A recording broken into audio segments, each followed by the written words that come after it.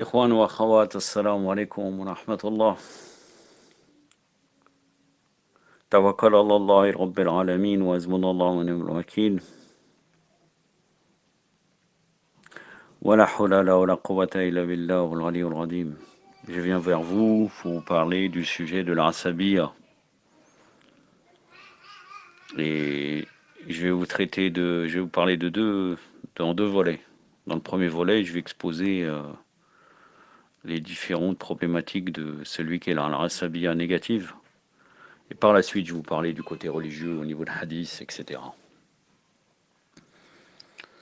Euh, le Muballigh, celui qui prétend, comme moi, qui est votre simple serviteur, propager Ahlul Bayt, il doit essayer de s'adapter au discours des gens et à ce qui se passe. On ne peut pas rester totalement absent du monde.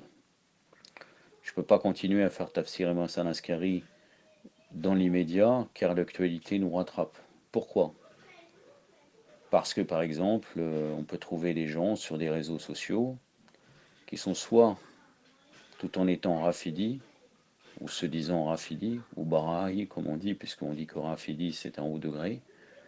Donc le fait de maudire Abu Bakr, Omar et les autres pourritures, La'natullah alayhum, ils ont des positions racialistes.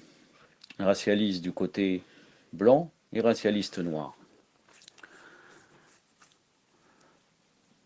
Et tout ça ne repose sur rien.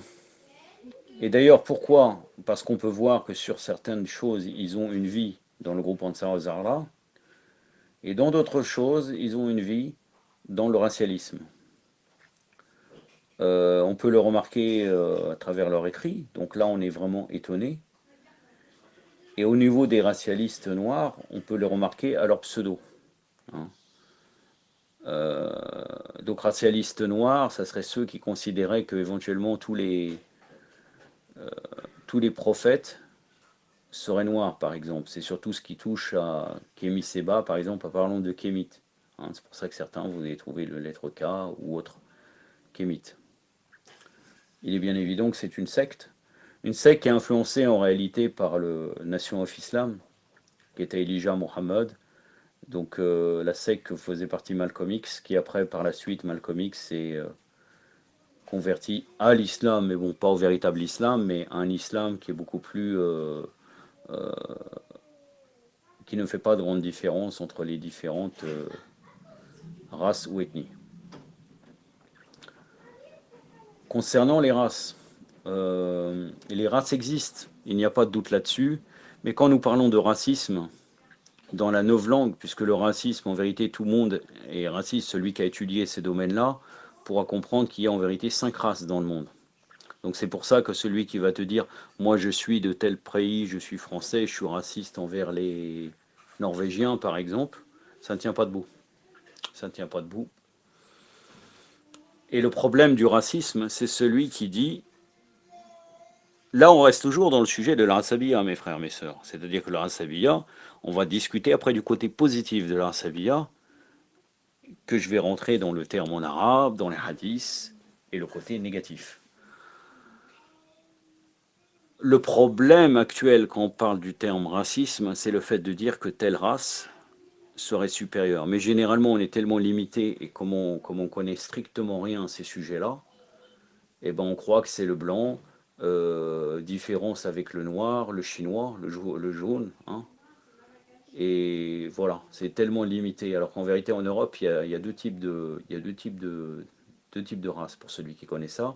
Vous pouvez revenir au sujet du comte de Gobineau. Et d'ailleurs, c'est seulement maintenant, depuis peut-être les années 1970, 70, pour les gens qui sont tous Belgique ou Suisse ou autre, 70, que nous trouvons maintenant comme quoi, voilà, non, nous parlons d'ethnie, mais ça n'a jamais été le cas. Scientifiquement, on va trouver qu'il y a réellement des races.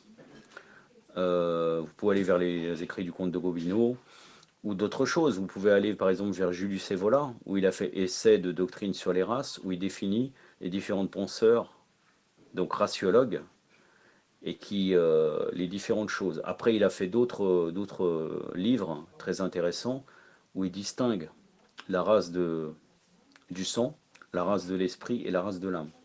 Et de nos jours, tout est mélangé. Donc tout ça ne tient pas debout. Avant, à l'époque de différentes, on pourrait dire, ethnies ou différentes classes sociales, c'était comme par exemple dans l'hindouisme, avec la classe qui a toujours existé d'une manière traditionnelle, et même dans l'islam, on peut la retrouver, même dans la péninsule arabique. La classe des guerriers, la classe des prêtres, donc hein, des religieux, de différentes religions, c'est pas le problème. La classe des nobles et la classe, non, la classe des commerçants, pardon, la classe des commerçants et la classe des sans races, donc qui sont des gens qui font le métier manuel. Pour vous dire cela, mais de nos jours, tout est mélangé. Donc en fait, quelqu'un qui était généralement de telle ou telle, qui avait telle ou telle origine, il était confronté à se trouver à ce truc-là d'après sa nature innée. Il était relié à une certaine caste. En réalité, c'était quelque chose de naturel, mais de nos jours, tout est mélangé. On peut trouver quelqu'un qui va faire un métier manuel, et en réalité, il est un intellectuel. Ou bien il est plus proche de faire quelque chose de religieux, alors qu'en fait, il fait un travail qui n'a rien à voir avec sa nature innée. Donc ça n'a plus rien à voir, donc ce sujet de race, il faut l'oublier. Concernant, en plus de ça, le critère dans l'islam, c'est la piété, le taqwa. Hein, c'est très connu, nous pouvons trouver beaucoup de hadiths. Concernant les racialistes noirs, euh, en réalité, on peut comprendre qu'il y a un certain racisme de ces gens, puis de ceux qui seront racistes, car on pourrait voir l'homme blanc, qu'est-ce qu'il a fait, on ne peut pas nier. Et d'ailleurs, actuellement, l'immigration, parce que c'est bien beau d'être anti-immigrationniste, mais généralement, et d'ailleurs c'est tout à fait normal, je veux dire, si on est dans un pays africain ou autre, chinois ou autre, et qu'on voit une grande masse et qu'on voit une transformation du pays totalement avec plus d'étrangers, on ne trouvera pas ça normal. Euh, Maintenant, dans l'islam, il a barré tout ça, puisqu'encore une fois, le critère, ce n'est pas du tout ça. On peut se marier avec tout type de gens, c'est pas un problème. Mais tout ça, toute cette histoire de métissage, elle est voulue par les mondialistes pour détruire toute ethnie et tout pays en vérité. Mais concernant le racialisme noir, on ne peut pas nier que par exemple les Belges ou en RDC, on ne peut pas nier qu'ils ont été tendres. Celui qui me dit, voilà, j'aime bien peut-être même encore maintenant, le Congolais ou Zaïrois, hein, on pourrait dire Zaïrois, qui n'aime pas les Belges, c'est incompréhensible. Hein. C'est un peu compréhensible quand même, parce qu'ils n'ont pas été de main morte. Bien sûr, le colonialisme est à condamner, mais l'affaire est souvent beaucoup plus compliquée. Et comme disait Ahmadou Hampâté-Bâ, que je pense que beaucoup d'Africains connaissent, hein, il était malien, il me semble.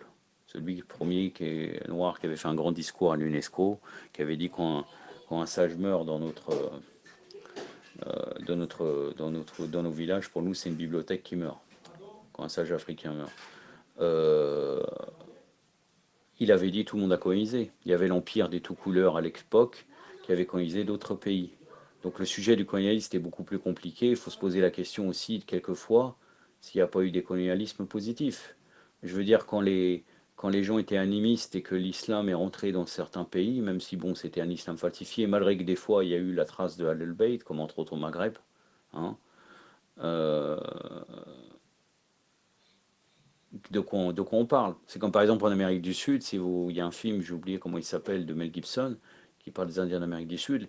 En Amérique du Sud, qu'on le veuille ou non, même si bon, ils avaient certaines particularités, même scientifiques ou autres, il y avait des sacrifices d'êtres humains, pour soi-disant calmer les dieux. Donc après, quand le christianisme vient, effectivement, il a détruit, il a tué et tout ça. Mais il faut voir qu'après, il y a aussi eu un processus, même dans le colonialisme, qu'il soit en Afrique ou ailleurs, d'éducation. On ne peut pas nier cela. Je veux dire, il y a des gens qui ont appris grâce à l'école coloniale. Après, effectivement, il y a eu... euh, et d'ailleurs, c'est ce qui a permis qu'après, ces gens-là ont été généralement des penseurs qui ont pu lutter contre le colonialisme. Le racialisme noir veut pousser vers le fait comme quoi tous les prophètes, ou bien les prophètes principaux, seraient noirs. Ils vont dire le premier homme serait noir, donc ils vont parler du squelette de Lucie. Squelette de Lucie, j'aimerais bien savoir comment il se classifie, puisqu'en fait, normalement, réellement, dans les êtres humains, et d'ailleurs, c'est les darwinistes qui vont nous faire croire qu'il y a au moins 4-5 euh, êtres humains, mais en vérité, c'était des singes. Et le squelette de Lucie, je ne sais pas comment il est classé. Il y a l'Homo sapiens, qui était un être humain, et je ne sais plus lequel. Je crois que c'est tout de suite celui qui va avant. Mais encore de nos jours, on trouve ces deux catégories de choses. Il ne reste pas que seulement des Homo sapiens, il y a aussi des gens physiquement qui sont aussi cette catégorie. Donc il est possible que même squelette de Lucie est sur un singe. Mais c'est pas le problème. En admettons qu'il est noir, oui, et après, qu'est-ce que ça change, hein? Euh, On relève, par exemple, pour ceux qui veulent nous montrer comme quoi les prophètes ou bien les Arabes étaient des Noirs, le fait que Bilal est issu d'une tribu arabe. Oui, c'est vrai. Le père de Bilal était un Arabe et sa mère était éthiopienne. Donc le fait qu'il soit totalement noir, et c'est très connu qu'il était très très noir, on va dire que les Arabes étaient noirs. Mais pourtant, il y en avait qui étaient beaucoup, qui étaient plus clairs. Bilal, Abu Bakr, par exemple, était quelqu'un qui était noir. Et d'ailleurs, à l'époque, c'était mal vu. Quelqu'un qui était totalement noir était mal vu. C'est pour ça que c'est même une critique, c'est-à-dire il était issu, on disait, d'une basse tribu arabe, Abu Bakr. Et d'ailleurs, la preuve que c'est mal vu, c'est que quand Bilal est monté sur le toit de la Kaaba, qu'est-ce qui s'est passé? Ils ont dit, quand ils faisaient l'Aden, ils ont dit, ça c'est les corbeaux. Et c'est là que le prophète a dit, il n'y a pas de différence entre le Bain al-Arabe, ou al-Jam de l'arabe, l'étranger, et les différentes couleurs, et la but taqwa, seulement avec la piété. Une autre preuve aussi que c'était mal vu, la couleur noire, c'est le fait que John, à la bataille de Karbala, et ça c'est une histoire, bon après, là effectivement ça existe dans les anciens chroniques, parce que bon, la dernière fois on a relevé le sujet de Laïla, il y avait un frère qui a dit non, mais bon, Laïla, moi j'ai toujours entendu qu'elle était à la bataille de Karbala. Peut-être pour toi, mon frère, mais en réalité, tu cherches dans les livres anciens, tu vas pas le trouver. Les seules références qui parlent de Laïla présente à la bataille de Karbala, la mère de Ali Akbar, c'est dans les références nouvelles, donc il faut se poser des questions quand même. Mais là, en l'occurrence, John, l'histoire de John, le Mollah Abu Dar al-Rifari, l'esclave d'Abu Dar al-Rifari, qui était présent à la bataille de Karbala, c'est reconnu dans les anciennes chroniques.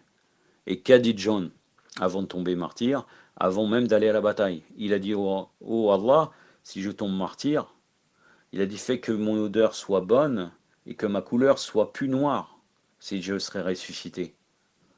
Pourquoi voyait-il ça comme ça? Est-ce que c'était quelque chose de positif à l'époque? J'ai pas dit qu'il y a un problème avec la couleur noire, c'est pas ça. La preuve qu'il n'y a aucun problème, parce que Zayd ibn Haris était noir. Et Zayd ibn Haris, c'était qui? C'était le fils adoptif du prophète, sallallahu alayhi wa alayhi. Maintenant, le prophète, il est évident qu'il était foncé. Et d'ailleurs, nous avons l'imam Jawad, alayhi salam, qui est très foncé, qui est très connu. Il est issu d'une esclave, je ne sais plus d'Afrique, j'ai oublié de quel pays africain. Hein.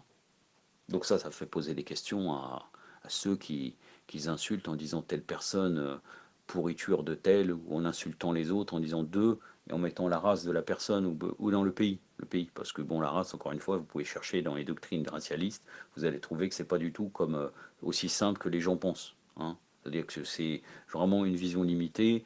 Là, peut dire peut-être par exemple un jour il va dire moi je suis français, quelqu'un va dire je suis français, il est français donc quoi? Il faut voir la constitution de la France, comment ça s'est passé. Qu'est-ce que ça veut dire? Ils disent même que la Belgique, une partie de la Belgique, s'attache à la France. C'est pour ça qu'un problème entre le Wallon et les Flamands, il y a eu l'objectif des mondialistes de diviser la Belgique et de rattacher les, les Flamands avec la Hollande. Et d'ailleurs, effectivement, en vérité, vous pouvez voir qu'ils sont hollandais. De quelle frontière parle-t-on? De quelle frontière parle-t-on? Les frontières ont été créées par qui? Pour parler de moi, je suis dans mon pays et j'aime bien l'autre et j'aime pas mon voisin. C'est quand même très très bas. Euh, Aïssa alayhi salam, il est foncé, c'est évident. Si vous réfléchissez bien, vous allez trouver que c'est tout à fait normal. Et après, qu'est-ce que ça change?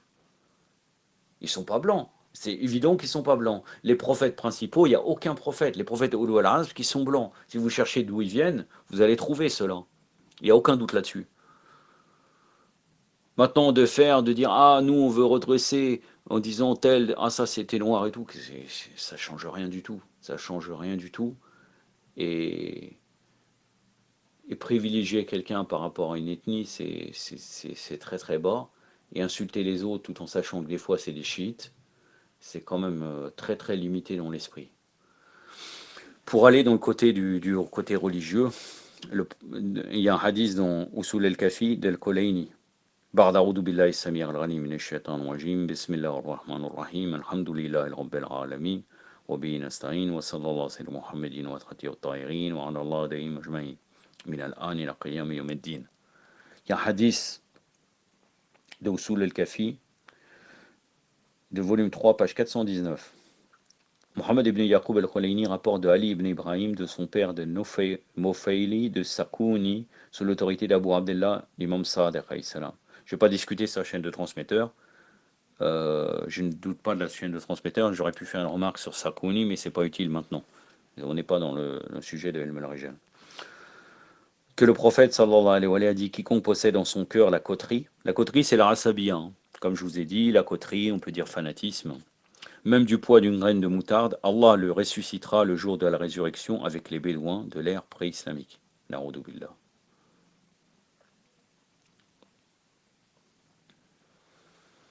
Que veut dire maintenant El Rasabiya? El Rasabiya, c'est on pourrait dire l'esprit de corps. C'est la caractéristique de la personne qui soutient ses proches et parents, même pour une cause erronée et injuste. Ses parents, ou bien ce qu'on va dire sa race, son ethnie, ou qu'est-ce que vous voulez. Osba renvoie aux proches, aux parents, car c'est d'eux qu'une personne est le plus susceptible de se faire entourer. La rasaba signifie envelopper, et c'est d'eux qu'une personne tire sa force. Rasaba signifie aussi lier. Asabiya et Tarasob donnent en général le sens de service et de défense. Et la rasabiya, c'est une qualité mentale interne, qui est manifestée dans la protection et la défense d'un proche et de ceux avec qui une personne a quelque affinité ou relation, que ce soit un credo religieux, une idéologie, que ce soit la terre ou la maison. L'affinité peut aussi être une profession similaire, ou la relation d'un enseignant et d'un élève ou autre chose. Comme on voit actuellement dans les réseaux en France et ailleurs, si on est issu de telle ou telle école prestigieuse, quelquefois on se c'est-à-dire, moi je dis, ah, moi j'étais ton collègue dans telle ou telle école, on le fait passer devant. Comme par exemple aussi même les francs-maçons qui entre eux se font passer devant les autres. C'est-à-dire que tu es franc-maçon, tu passes avant. C'est un vice moral, une caractéristique abominable, qui cause elle-même bien d'autres déviations et vices moraux et comportementaux. En étant une qualité condamnable, elle peut prendre la forme de la défense de la vérité ou de religion, mais en réalité elle n'est pas destinée à défendre une cause juste ou légitime, mais à étendre l'influence d'une personne ou celle de ses coreligionnaires et alliés. Quant à la défense de la vérité, aux efforts pour la diffuser et pour avancer un principe qui est vrai, cela n'est pas la coterie, ou sinon cela est un joueur louable d'esprit de corps. Donc là on est dans Tarasub al-Haq, par exemple avec le chiisme. Le critère repose dans les intentions et les objectifs distincts, et dans des fins égoïstes, les fins égoïstes et diaboliques qu'ils impliquent, ou dans les objectifs justes et pieux qu'ils servent. Ça dépend quel type de rasabiya tu défends. En d'autres termes, lorsqu'un homme soutient ses proches et amis, s'il le fait simplement pour soutenir l'injustice et vaincre l'injustice, ce genre d'esprit de corps est conseillé et louable, car soutenir la justice et la vérité fait partie des qualités humaines les plus sublimes, étant un des attributs des prophètes d'Allah, sallallahu alayhi wa sallam, et des saints, alayhi wa sallam, ajma'in. Son signe est que la personne doit soutenir le parti qui est du côté de la vérité et de la justice, même si cela consiste à soutenir ses ennemis. Une telle personne est un défenseur, un amoureux de la justice. Et si les instincts égoïstes et tribaux d'une personne la poussent à défendre et encourager les vices et les erreurs de ses proches et associés, elle est touchée par le vice de la coterie. C'est un membre corrompu de la société qui la corrompt en mélangeant vice et vertu et se tient avec les bédouins de l'ère pré-islamique. Je suis en train de vous lire des extraits du livre des 40 hadiths de Sayyid Khomeini. En l'occurrence, le 8e hadith qui est la coterie, en sélectionnant des passages. À partir de la page 182, si vous voulez revenir, pour ceux qui ont le livre, je vous invite à le lire, ça sera beaucoup plus détaillé.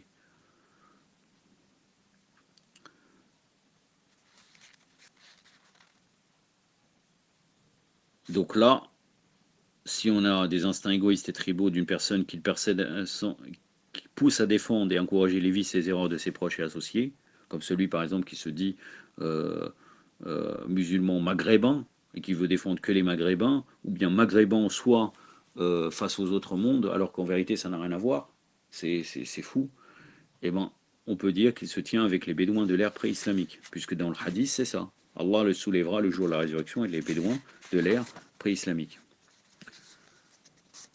À partir des traditions rapportées de la famille du prophète, on peut déduire que le vice de la coterie, fanatisme, racisme dans le sens de novlangue, puisque j'ai expliqué le racisme, qu'est-ce qu'il est réellement, esprit de corps, et un des péchés fatals qui a pour résultat une vie tragique dans l'au-delà et qui expulse l'homme des limites de la foi étant une des caractéristiques abominables du diable.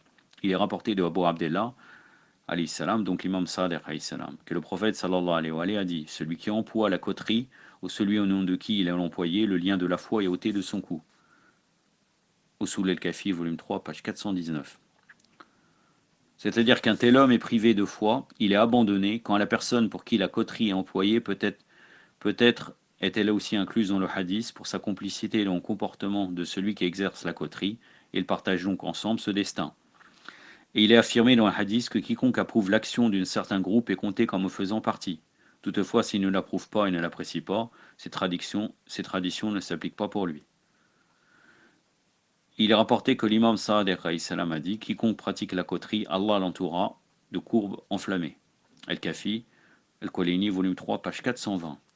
On rapporte que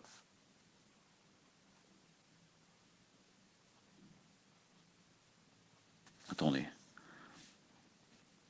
Non, ça c'est, je vais sauter. Quelqu'un peut professer l'islam et déclarer la foi seulement lorsqu'il est soumis à la vérité, qu'il est humble devant elle, et lorsqu'il considère que ses propres intentions et objectifs, aussi grands qu'ils puissent être, sont insignifiants et transitoires devant les intentions et objectifs du Seigneur et du pourvoyeur. Il annihile sa propre volonté dans la volonté de son réel Seigneur. Par la force des choses, une telle personne sera affranchie de toutes les traces de la coterie ignorante, son visage sera tourné vers la réalité, et les rideaux épais de l'ignorance et de la coterie n'obstrueront pas sa vision. Donc son fanatisme n'aura aucune, s'effacera, car il sera fanatique réellement, à Rasabiya, pour la vérité, pour Allah Azzawajal. S'il y a un conflit entre la coterie islamique et la coterie de l'ère pré-islamique, il donne la préséance à son esprit de corps islamique, donc à son esprit de corps vis-à-vis d'Ahlul Bayt et des chiites, et à son esprit de corps pour la vérité. Il est rapporté que le prophète d'Allah sallallahu alayhi wa sallam a dit: tous les liens de lignée et d'affinité seront brisés le jour de la résurrection, excepté les liens de ma lignée et de mon affinité. C'est clair. Donc c'est le lien que tu as avec le prophète sallallahu alayhi wa sallam et sa lignée, les Ahlul Bayt. Tous les autres liens seront totalement brisés le jour de la résurrection. Ou bien les liens qu'on a aussi avec les chiites de Muhammad wa Ali Muhammad. D'autre part, les relations physiques de ce monde qui sont enracinées dans les habitudes et coutumes de l'homme sont très faibles et fragiles et se brisent facilement. Aucune d'entre elles n'a quelque importance et valeur dans le monde prochain, excepté ces relations qui sont établies selon le système céleste divin et sous les auspices des préceptes de la loi et des ordres de la raison. Seules celles-ci ne peuvent être brisées ou rompues. Il est mentionné dans certains des hadiths discutés plus tôt que les formes surnaturelles acquises dans le barzakh et le jour de la résurrection sont les habitudes et les qualités. C'est-à-dire, comme vous le savez très bien, nos mauvaises actions prennent une forme dans le barzakh et même dans le jour de la résurrection, quand nous avons plusieurs maladies morales, entre autres avec les 4 forces de l'âme, mais ce n'est pas le sujet aujourd'hui, on a un mélange même de animaux. Si on a pris par exemple le radab, qui est le Quwwat al-Radabiyya, qui est entre autres une caractéristique du chien, si on l'a pris du côté négatif, on aura des parties de chien, on sera ressuscité avec une forme d'un chien, mais comme les maladies ont plusieurs formes, et différentes, tout le monde a, sauf les gens très proches, ont différentes maladies, donc on a d'autres formes qui ne sont même pas liées à des animaux qui existent sur Terre, na'udhu. Puisque dans le hadith, Allah le soulèvera le jour du jugement, le ressuscitera le jour du jugement avec les bédouins de l'ère pré-islamique, peut aussi renvoyer au point mentionné, c'est-à-dire qu'on sera réellement ressuscité comme des bédouins.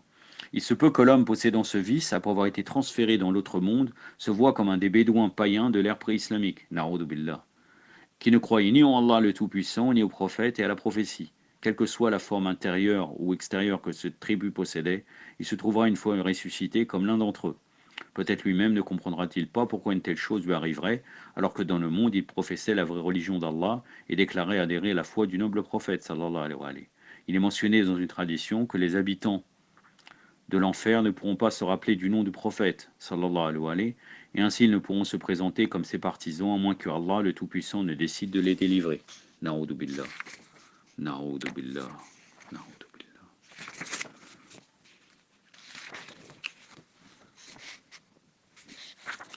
Je vais vous parler d'une autre genre de fanatisme, c'est l'esprit de corps des intellectuels. Un des genres d'esprit de corps est l'obstination dans des questions intellectuelles et l'habitude de soutenir ses affirmations et idées ou celles d'un enseignant ou d'un maître spirituel. C'est-à-dire on choisit quelqu'un qu'on aime et quoi qu'il dise, on va le défendre. Malheureusement, on le voit très très souvent de nos jours. Qu'il soit du côté des gens qui se disent Rafidi, Baraï, ou ceux même qui vont dire Batria, ou ceux qui les Mukhalifines, par exemple, si on reste dans la sphère islamique, qui défendent Correa, Abou Bakr, Omar ou Aïcha ou leur mère.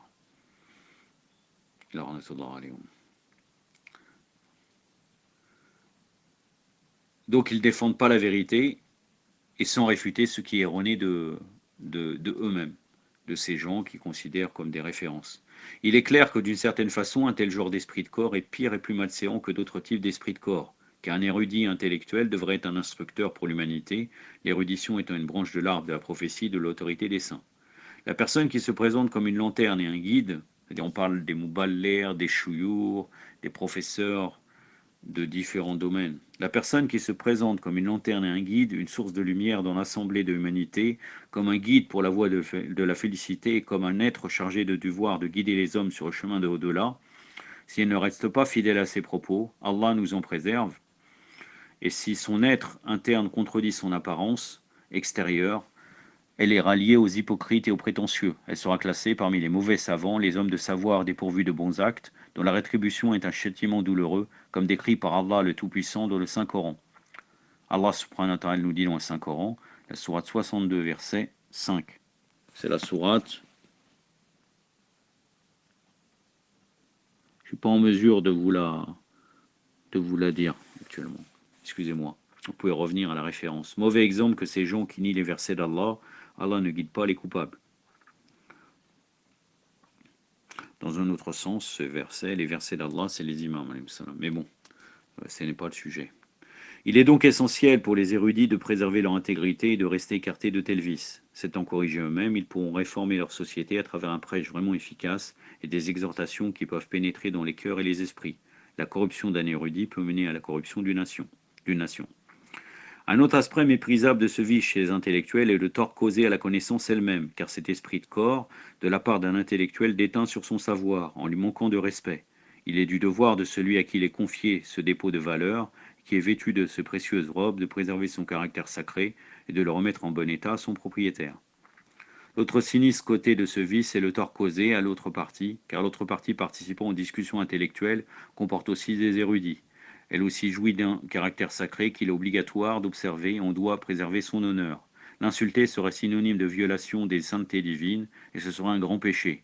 Parfois les esprits de corps stupides font qu'une personne insulte des érudits.